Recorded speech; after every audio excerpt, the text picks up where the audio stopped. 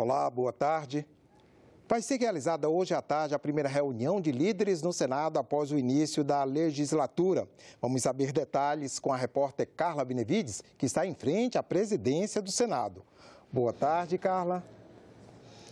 Boa tarde, André. Boa tarde aos telespectadores da TV Senado. O presidente do Senado, senador Davi Alcolumbre, já adiantou que vai pautar nessa reunião de líderes a reforma da Previdência e o pacote de medidas anticrime anunciado ontem pelo ministro da Justiça, Sérgio Moro. Segundo Davi Alcolumbre, serão criadas 2 comissões especiais que irão acompanhar, inclusive, os debates na Câmara dos Deputados, que é por onde se inicia a tramitação dessas matérias. Um outro assunto que deve ser tratado aqui nessa reunião de líderes é a eleição da mesa diretora do Senado, que acontece amanhã às 3 horas da tarde. Ainda faltam ser preenchidos os cargos de primeiro e segundo vice-presidentes, 4 secretários e 4 suplentes de secretários. A mesa diretora do Senado é responsável pelo comando das atividades legislativas e cuida também de toda a parte administrativa da casa. André. Obrigado, Carlinha. E nesta segunda-feira ocorreu a primeira sessão da 56ª legislatura. A solenidade começou pouco antes das 3 da tarde. Como é tradição, o presidente do Senado, Davi Alcolumbre, acompanhou o hasteamento da bandeira enquanto era executada uma salva de 21 tiros de canhão. Alcolumbre passou a tropa militar em revista e foi cumprimentado pelo presidente da Câmara dos Deputados e colega de partido, Rodrigo Maia. Os dois subiram a rampa do Congresso para encontrar o ministro-chefe da Casa Civil, Onyx Lorenzoni, o presidente do Supremo Tribunal Federal, ministro Dias Toffoli, e a Procuradora-Geral da República, Raquel Dodge. O vice-presidente, general Hamilton Mourão, chegou em seguida e se encontrou com as demais autoridades no Salão Nobre do Congresso. Juntos, todos se dirigiram ao plenário da Câmara dos Deputados. Como o presidente do Senado também é o presidente do Congresso, é ele quem dirige os trabalhos nesta cerimônia de abertura do ano legislativo, que conta com a presença de representantes dos outros 2 poderes. O presidente da República, Jair Bolsonaro, por estar hospitalizado, não pôde comparecer. Quem trouxe a mensagem do Poder Executivo com as perspectivas para o primeiro ano de governo foi o ministro-chefe da Casa Civil. Ela foi lida pela primeira secretária do Congresso, Soraya Santos. Na mensagem, o governo enfatizou o combate à criminalidade, se comprometeu a mudar o sistema de fiscalização de barragens, prometeu respeito à independência do Legislativo e reforçou que vai propor a reforma da Previdência ao Congresso. A nova Previdência vai materializar a esperança concreta de que nossos jovens possam sonhar com seu futuro por meio de poupança individual da aposentadoria. Um dos itens que está sendo formulado. Já a mensagem do Judiciário foi trazida e lida pelo próprio presidente do STF. O ministro enfocou a importância do diálogo institucional entre os poderes da República para impulsionar as reformas e aprimorar o sistema judicial brasileiro. E antes de encerrar a sessão, o presidente do Congresso ressaltou a renovação do Legislativo. Segundo ele, o eleitor exige uma nova forma de fazer política. Ele também defendeu a harmonia e a independência dos poderes e as reformas da Previdência, tributária e administrativa, além do Pacto Federativo. Para que essas reformas sejam bem-sucedidas, deverá ser promovida uma ampla discussão possível, integrando e ouvindo os representantes dos municípios e dos estados, dos partidos políticos e com a efetiva participação popular. Que as práticas impositivas características das oligarquias mandonistas sejam sepultadas. Achei perfeito para o momento que estamos vivendo, falando a verdade e rompendo com o velho padrão. Acho que agora nós vamos ter um executivo que executa, um legislativo que faz leis e um judiciário que, na ausência ou na necessidade, estará atuando, sempre preservando essa independência. Acho que, no geral, foi bem. Tanto o presidente do Supremo, como o presidente da Casa, como o representante do Executivo. Apenas achei que um ou outro não precisaria mais manter aquele clima de disputa, né? Não, porque eles fizeram assim, nós vamos fazer assim. É bola para frente, é daqui para frente, né? Vamos jogar junto, todo mundo, para o bem do país. A oposição vai cumprir seu papel, querer fiscalizar. Quando tiver que criticar, vai criticar. Mas tudo aquilo que for bom para o país, pode ter certeza que nós votaremos com a proposta, seja do Executivo, uma contribuição do Judiciário e, naturalmente, dos deputados e senadores. Iniciados os trabalhos no Poder Legislativo, o presidente do Senado, Davi Alcolumbre, disse em entrevista coletiva que vai dar celeridade à reforma da Previdência e também ao pacote de medidas que vai ser enviado ao Congresso Nacional para fortalecer o combate à violência, à corrupção e ao crime organizado. O combate à corrupção tem que ser bandeira de qualquer homem público. A sociedade não aguenta mais desvio de recurso público, má conduta. Está aí o exemplo de tudo que aconteceu no Brasil nos últimos anos. Na minha conversa ainda como candidato com os senadores, líderes dos partidos ou os pretensos líderes, eu sugeri e foi acatado que a gente pudesse formatar uma equipe com todos os senadores que possam estar com seus assessores para tentar acompanhar simultaneamente o que está acontecendo na Câmara em relação ao pacote, para tentar dar celeridade do que quando vier da Câmara dos Deputados a gente já tem conhecimento do que está se tratando dentro desse pacote que o ministro Sérgio Moro entregou. A reforma da Previdência é uma bandeira do Brasil. Os estados hoje estão sofrendo, muitas das vezes não tem condição de pagar folha de pagamento. Quem não tiver a serenidade e tranquilidade para discutir, a proposta foi encaminhada. O parlamento vai fazer o que é a sua prerrogativa e nós não vamos abrir mão da nossa prerrogativa de discutir e aprimorar esse projeto. Debater e votar. O que a gente tem que fazer é votar e discutir, porque o Brasil não resiste mais 2 anos, os estados vão quebrar, os municípios já estão quebrados e a gente precisa resgatar esse navio. Está todo mundo navegando dentro desse navio que é o Brasil. A gente precisa resgatar esse navio. Segurança pública e reforma da Previdência são prioridades do governo e de grande parte dos senadores na agenda legislativa deste ano. Desenvolvimento regional, endividamento dos estados, educação e até a questão das barragens que veio à tona com a tragédia de Brumadinho vão entrar também na pauta.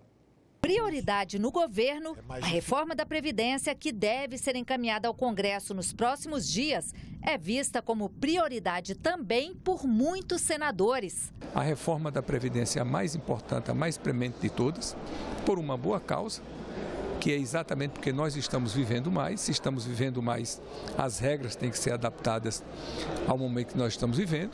É uma questão matemática. Fosse quem fosse o presidente, essa reforma teria que ser feita e tenho certeza será feita. Aliás, já devia ter sido feita no governo Temer.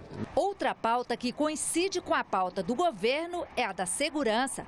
O projeto anticrime, que deve ser encaminhado pelo ministro Sérgio Moro ao Congresso, endurece as regras de combate à corrupção, ao crime organizado e aos crimes violentos. Propostas defendidas também por muitos novos senadores. Como representante do Estado, do Rio de Janeiro e dos municípios, nós temos que ver o que é prioridade no Rio. A vocação do Rio é o turismo e o maior ofensor ao turismo é a violência. Então a nossa prioridade no Rio passa pela segurança pública. Eu, na magistratura, combati a criminalidade organizada e a corrupção e pretendo trabalhar no Senado Federal com a mesma bandeira. Hoje, quem cometeu o assassinato, certo?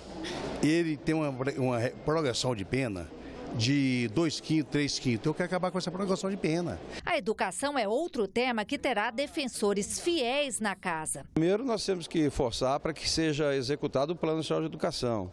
Segundo, nós temos que implementar imediatamente a reforma do ensino médio. Eu tive o privilégio de presidir a comissão. Com muitos estados e municípios passando por sérias dificuldades financeiras, as mudanças nas regras fiscal e tributária também vão fazer parte da pauta legislativa. Então nós estamos conversando com vários governadores e essa é uma das pautas que nós queremos defender aqui no Senado Federal, juntar forças dos governadores de todos os estados devedores, Rio Grande do Sul, Santa Catarina, Paraná, São Paulo, Rio de Janeiro, Minas Gerais, Goiás, Tocantins, enfim, vários estados, junto com os senadores, fazer essa grande força na renegociação da dívida dos estados. Desenvolvimento regional e incentivos aos pequenos e médios empreendedores estarão na agenda. Queremos falar, por exemplo, de bolsas regionais de valores, Salvador, Fortaleza, Recife, Porto Alegre, por que não? Para atender justamente a um mercado secundário que quer captar dinheiro no mercado, ter acionistas e não tem cacife para entrar numa Bovespa, numa B3, por exemplo, como hoje. O rompimento da barragem de Brumadinho, em Minas Gerais, também deverá trazer para o debate a questão do licenciamento e fiscalização de barragens no setor de mineração. O governo disse que vai rever a Lei de Segurança de Barragens. Aqui no Senado já existem assinaturas suficientes para criar uma CPI que apure as causas e os responsáveis pelo rompimento na mina Córrego do Feijão, em Brumadinho. Nós temos que estudar, reunir, fazer essa CPI para punir pessoas. Não pode só punir a Vale naquilo que ela tem que pagar de indenização das casas, das pessoas que perderam suas vidas. O que aconteceu no estado de Minas Gerais não pode se repetir, não só em Minas, mas ao Pará, por exemplo, que se tornou agora o grande foco da mineração brasileira. Como vimos, os senadores já se movimentam para tentar investigar as causas da tragédia em Brumadinho. Voltamos a falar com a repórter Carla Benevides. Já foram colhidas assinaturas suficientes para criar uma CPI, Carlinha? Pois é, André. Antes mesmo do início dos trabalhos legislativos, o senador Otto Alencar já começou a articular a criação dessa CPI. Ele já conseguiu 30 assinaturas, 3 a mais que o necessário, e está esperando apenas a eleição da mesa diretora do Senado para protocolar o pedido de criação dessa CPI. Eu estou aqui com o senador Carlos Viana, do PSD de Minas Gerais, que é, junto com o senador Otto Alencar, um dos autores do requerimento dessa CPI, não é, senador? Exatamente. Nós tínhamos, inclusive, 31 assinaturas, uma foi retirada. O PT foi o único partido que não quis participar conosco da proposta da CPI. Assim que nós tivermos a mesa escolhida, nós já conversamos com o presidente Davi Alcolumbre, ele se mostrou muito disposto e nós teremos a leitura na quinta-feira e a expectativa, teremos uma sessão não deliberativa, aí podemos ler. E vamos aguardar a indicação dos membros por parte dos outros partidos. Nós estamos muito empenhados nesse trabalho. Nós queremos dar uma resposta não só a Minas Gerais, mas uma resposta ao Brasil. A experiência da mineração em nosso estado, positiva e negativa, não podem se repetir da maneira que está em outros locais. Olha, nós temos Belém, o Pará, desculpe, que está com um crescimento muito grande da mineração. Nós temos o Amapá, que também tem pontos importantes. Temos estados do Nordeste, onde barragens ainda são ameaça. E principalmente no meu estado, onde nós temos 44 delas colocando em risco a vida das pessoas. Mas um dos objetivos principais é apurar os responsáveis por tudo. A CPI, ela não tem um caráter punitivo, porque numa tragédia como essa, nós precisamos primeiro entender o que aconteceu.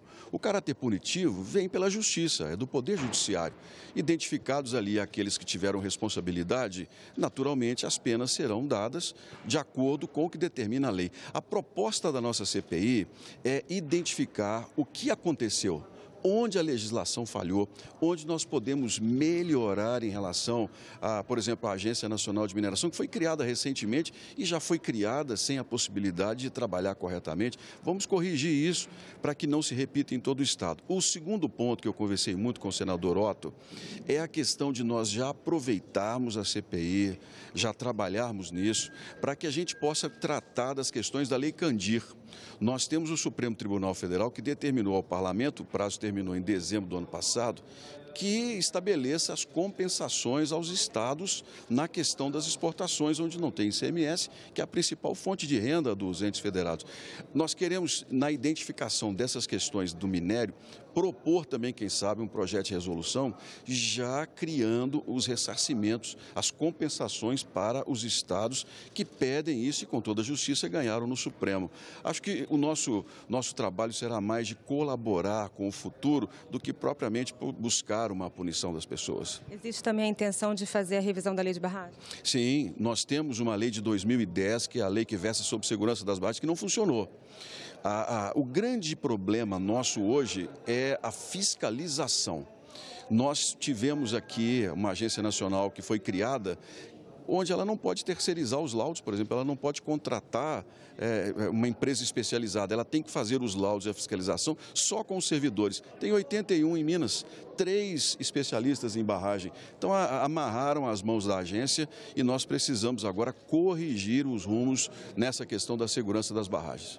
Senador, muito obrigada pela sua entrevista. André, eu fico por aqui, mas ainda sobre o rompimento da barragem de rejeitos lá em Brumadinho, a jornalista Renata de Paula conversou com o senador Otto Alencar. Essa entrevista foi para o programa Argumento, que vocês podem acompanhar a partir de agora na íntegra.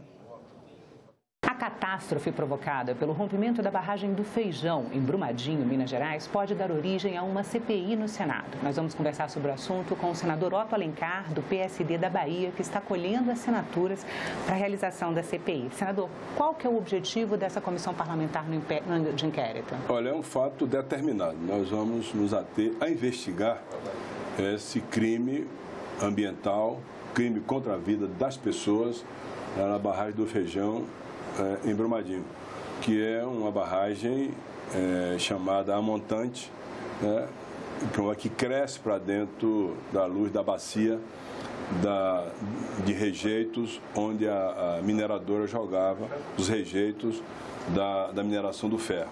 Portanto, essa barragem, para você ter uma ideia, inicialmente, quando ela foi construída, ela tinha uma altura de 18 metros.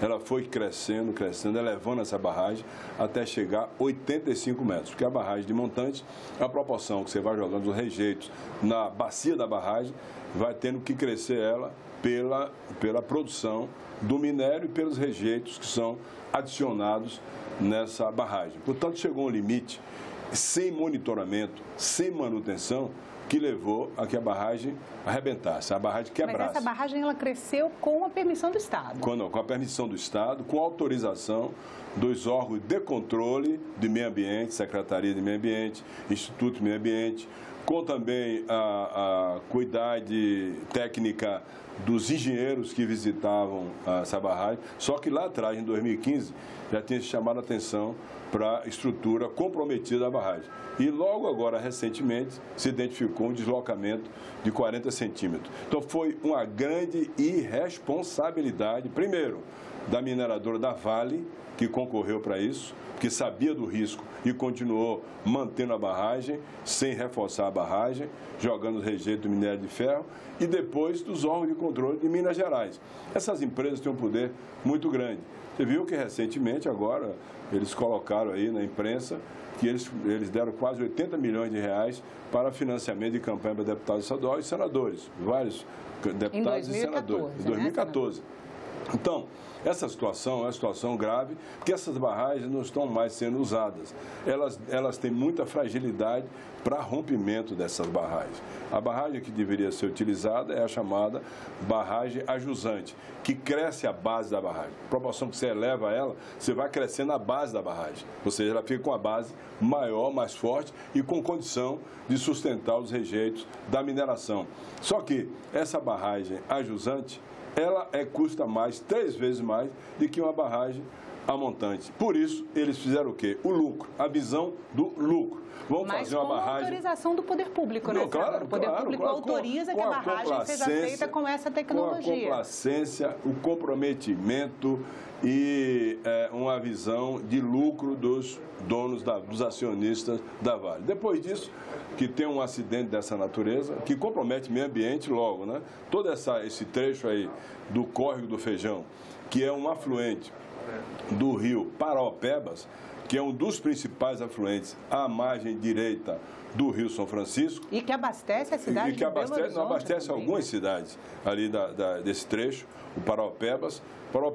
Belo Horizonte não é só abastecido pelo rio Paraopebas, também pelo rio das Almas, que é o maior afluente do Rio São Francisco à margem direita, um rio mais caudaloso é o Rio das Almas, mas Paraopebas atende também várias cidades ali ribeirinhas. Agora, esse rejeito, ele está indo na direção de uma outra barragem, a barragem de Retiro Grande, que fica no rio já Paraopebas. Então, se esse rejeito ultrapassar essa barragem e cair a jusante dessa barragem, no Paraopebas, pode chegar na barragem de Três Marias, no Rio São Francisco. E aí vai contaminar o Rio São Francisco com vários metais pesados. Que aí dentro desses rejeitos tem óxido de ferro, tem sílica, pode ter mercúrio, vários metais pesados que são danosos ao meio ambiente e, mais ainda, danosos à saúde das pessoas que estão próximas desses rejeitos. Portanto, é de uma gravidade tão grande que você lê nos jornais que o advogado da Vale diz que a Vale não tem culpa, é uma brincadeira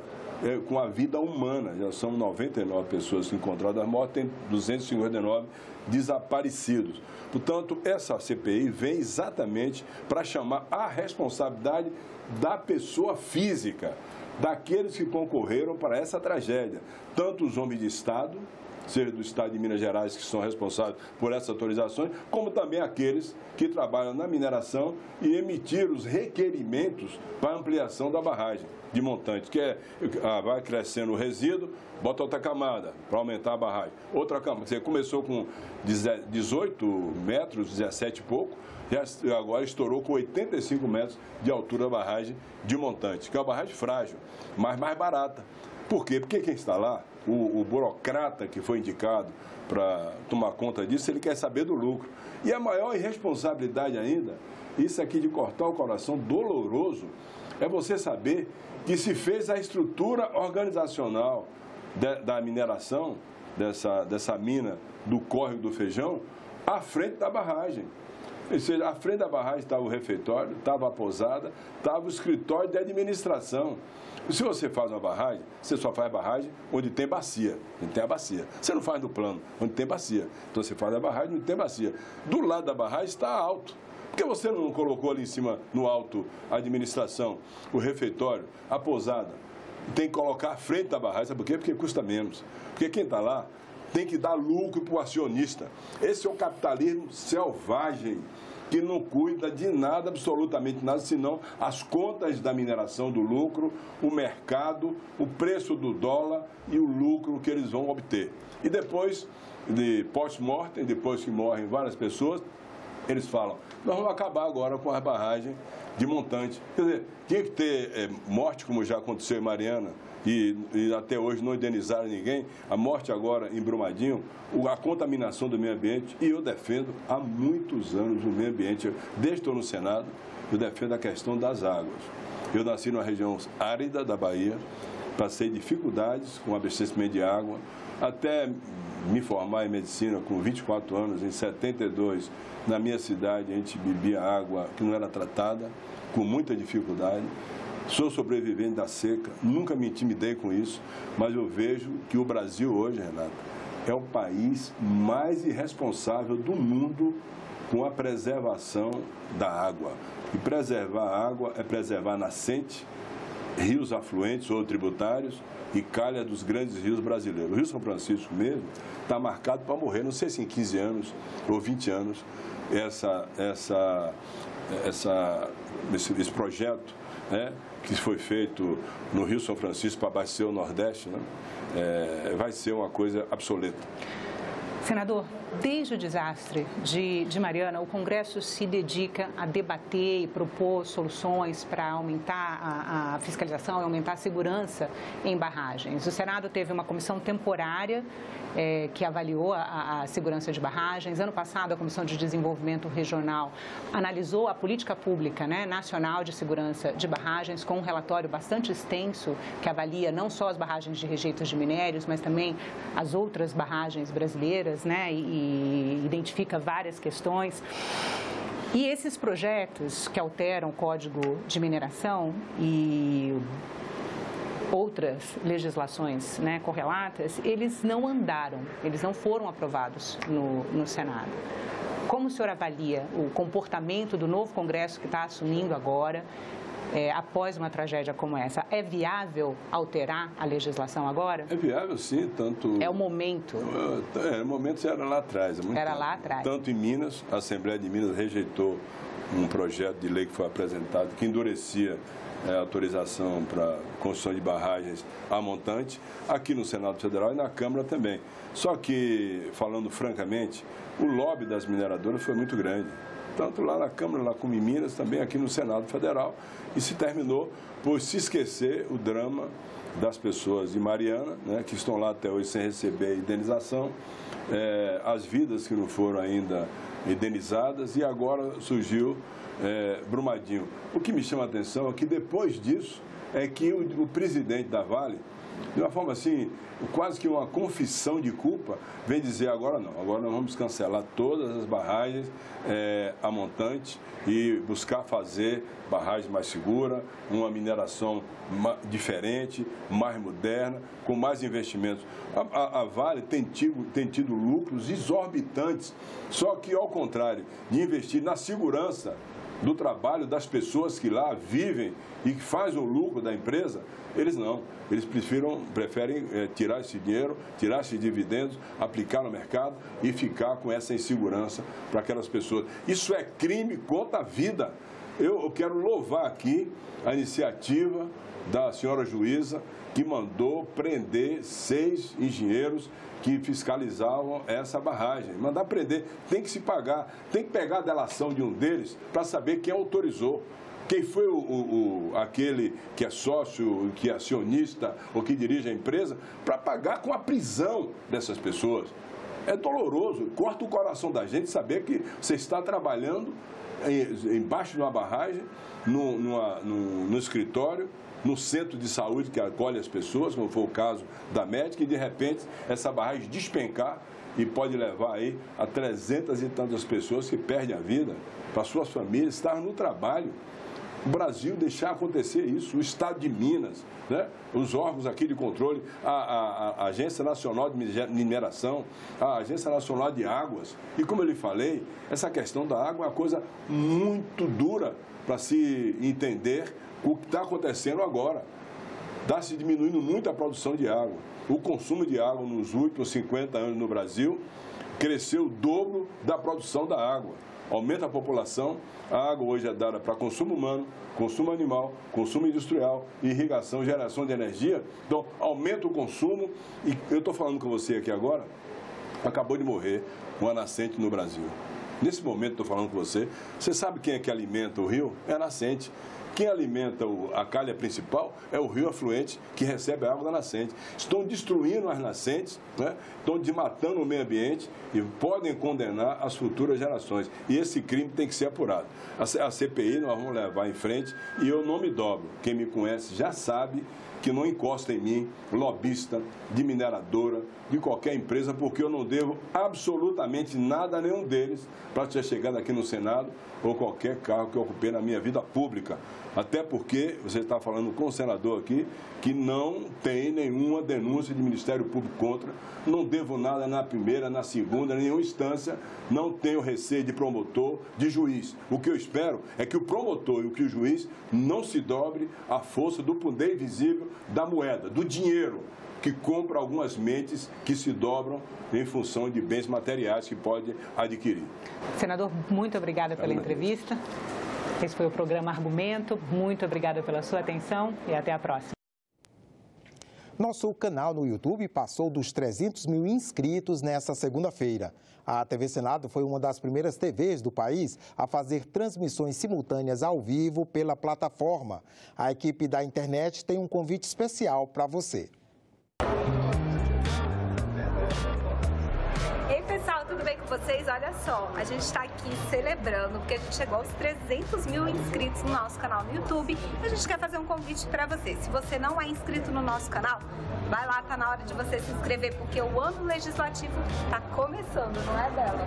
Então, gente, olha só, esse ano são 54 novos senadores e desses 54, só 8 foram reeleitos. A gente tem 46 pessoas novas aqui dentro, muita coisa diferente vai acontecer esse ano, né, Sarinha? Então tá na hora de você também acompanhar e começar a participar do que acontece aqui dentro. A gente vai mostrar todas as decisões, tudo ao vivo aí pelo YouTube. Pois é, o nosso canal, a gente consegue transmitir mais de 12 eventos simultâneos ao vivo para você.